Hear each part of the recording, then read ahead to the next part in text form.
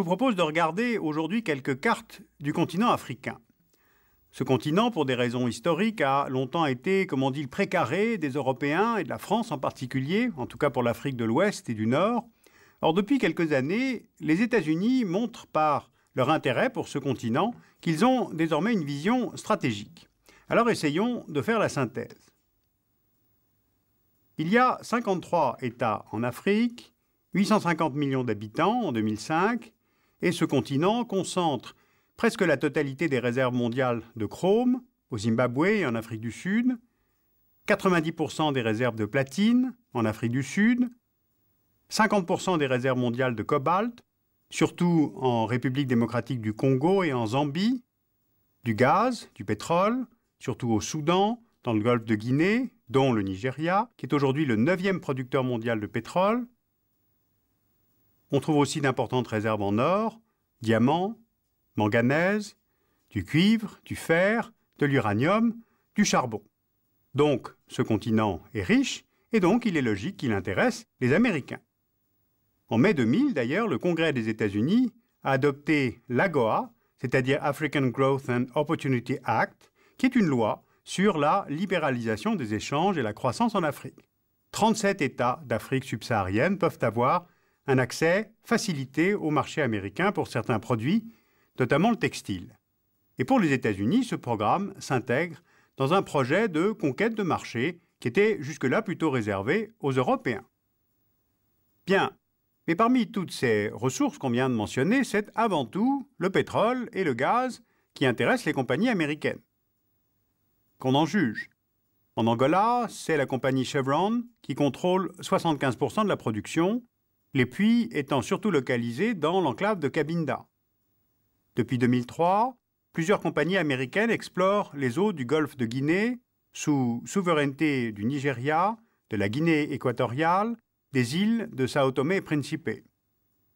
14% du pétrole consommé aux États-Unis en 2005 provient du continent africain et on devrait atteindre les 20% dans la décennie 2010.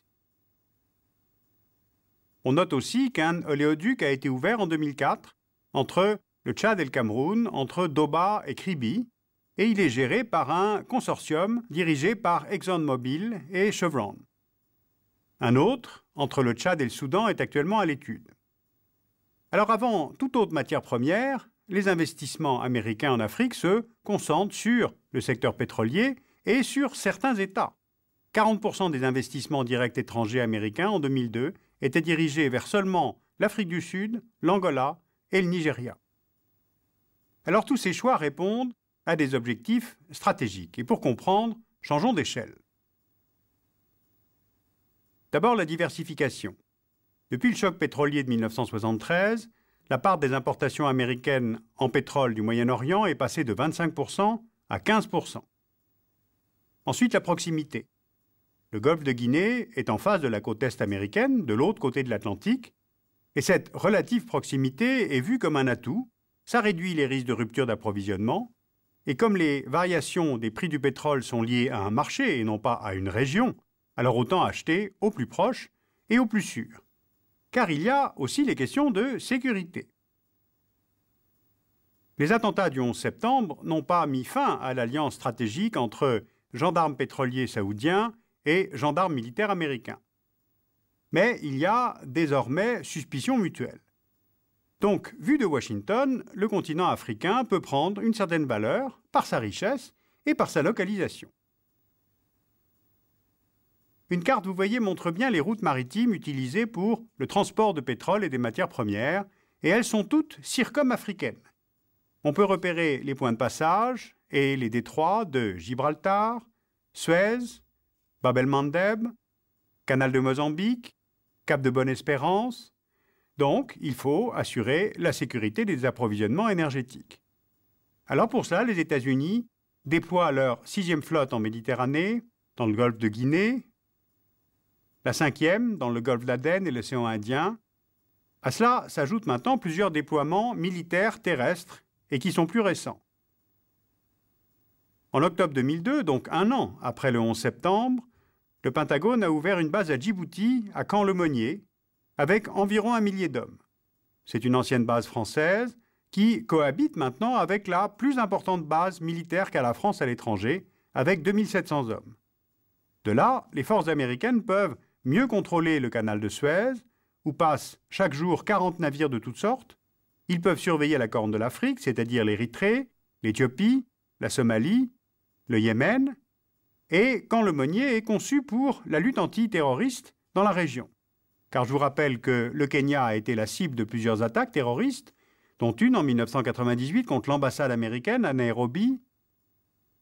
En 2000, le destroyer américain USS Cole a été attaqué au large du Yémen. Le 6 octobre 2002, attaque d'un pétrolier sous pavillon français, le Limbourg.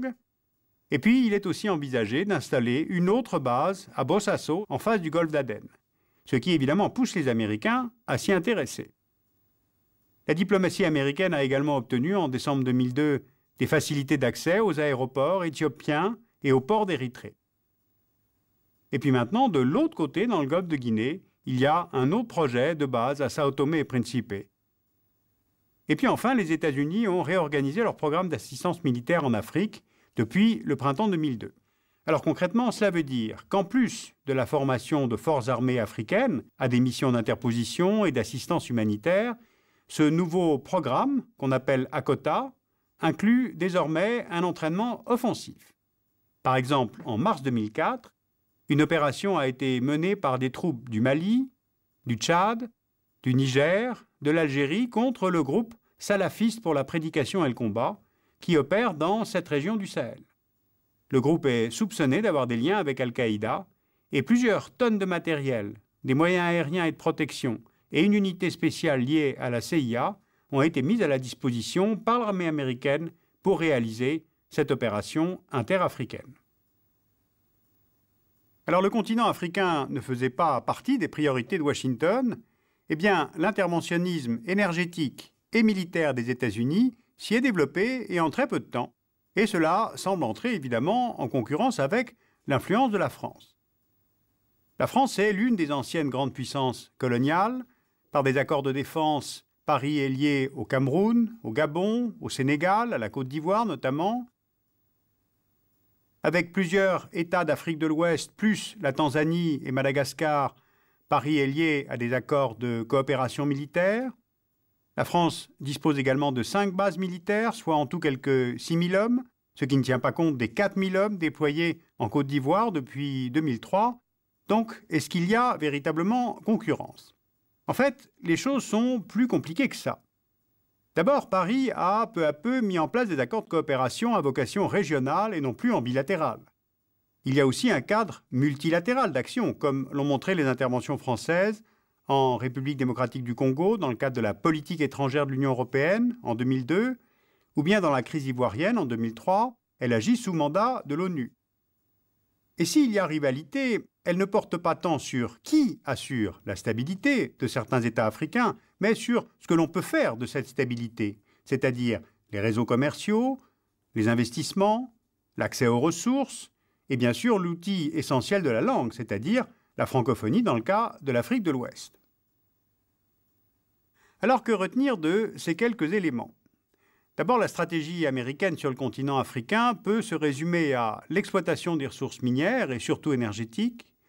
Deuxièmement, la sécurisation des voies de communication pour garantir l'approvisionnement des États-Unis.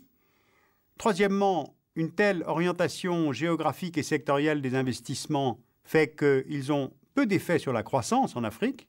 Pour être plus précis, sur le développement des Africains. Ce continent est riche, mais les Africains ne le sont pas. Et puis, il y a une piste de réflexion qu'il faudra creuser, c'est qu'il ne faut pas négliger l'influence grandissante des mouvements protestants américains évangélistes auprès des chrétiens d'Afrique. Alors, pour conclure, sachez que s'opère une réflexion sur les causes de l'échec des Américains en Somalie en 1992 et une autre qui est conduite des deux côtés de l'Atlantique sur cet échec majeur de la France, de l'Europe, des États-Unis et des Nations Unies de n'avoir pas su empêcher le génocide au Rwanda et sur ce qu'il conviendrait de faire si une autre crise de cette extrême gravité se profilait à nouveau.